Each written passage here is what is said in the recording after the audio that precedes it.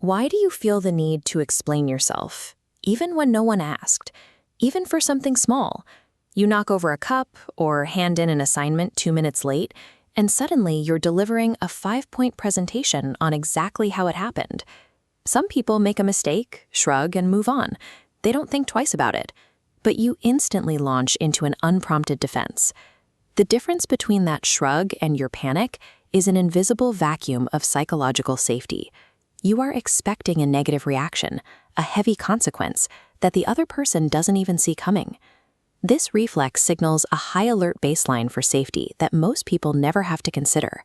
To see where that baseline was set, we have to look backwards, often to a childhood living room where the adults carried a tense, unpredictable presence. In that specific environment, silence did not mean peace. Silence meant you didn't know what the adult was thinking, which made the room highly dangerous. If you were misunderstood in that house, it wasn't brushed off. It came with immediate emotional or relational consequences: anger, withdrawal, or blame. You developed a strategy. You learned to explain your actions before anyone could assume the worst. You clarified the narrative to neutralize the threat before it had a chance to escalate. Fixing the problem before it got worse kept you out of trouble. This unprompted over-explaining served as a highly successful survival adaptation that kept a vulnerable child safe. As you get older and leave that specific living room, the behavior adapts. Fast forward to adolescence, and the battleground moves to a modern bedroom and glowing phone screen. Look at this texting cycle diagram. The child's physical franticness turns into an internal, looping cognitive cycle of typing, deleting, and expanding messages. The brain pulls old threat data into a safe scenario, working to stay ahead of a past danger, forcing constant rewrites. The function of the behavior shifts to social mitigation.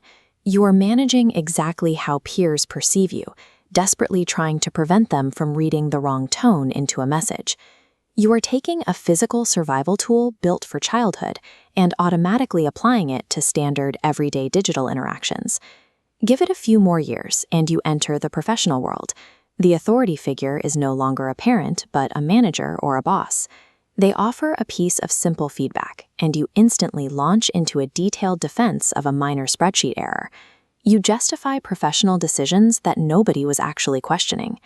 This flowchart illustrates the 4A framework. It tracks how early environmental adaptation calcifies into a permanent state of anxious attachment. When a neutral stimulus hits, logic gets bypassed, and your body hits the automatic defensive explanation protocol. Your nervous system misinterprets standard workplace feedback. It reads a simple request for revision as an immediate threat to your safety. Outside the office, the pattern bleeds into your private life. You sit down on the couch with a romantic partner, and they ask a completely neutral question about your day.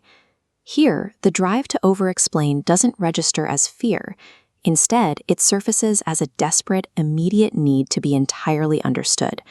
You talk rapidly, laying out every detail of your thought process, rushing to ensure they get it perfectly before their emotional weather shifts negatively. This is the stage of emotional assurance. Your adult brain falsely equates the act of being exhaustively, perfectly understood with the state of being loved and safe.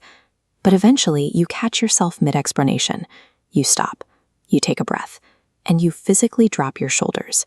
In that pause, the demand for an exhaustive defense loses its urgency. You are safe, even with the parts left unset. You didn't choose this habit. It was a communication defense mechanism that you learned because you had to. Tracing the tactic back to its origin allows you to see the response for what it is, a relic of a past environment, rather than a requirement of the current one. Zooming out, we see a clear pattern. Human behavior is a form of communication, and those deep-rooted patterns rarely disappear entirely. They evolve. Whether seen in yourself, or a coworker, or a partner, offer a little grace to the lingering echoes of those old trauma responses. If these behavioral patterns connected with your own experience, please like, subscribe, and share this video. Keep understanding behavior today to shape tomorrow's potential.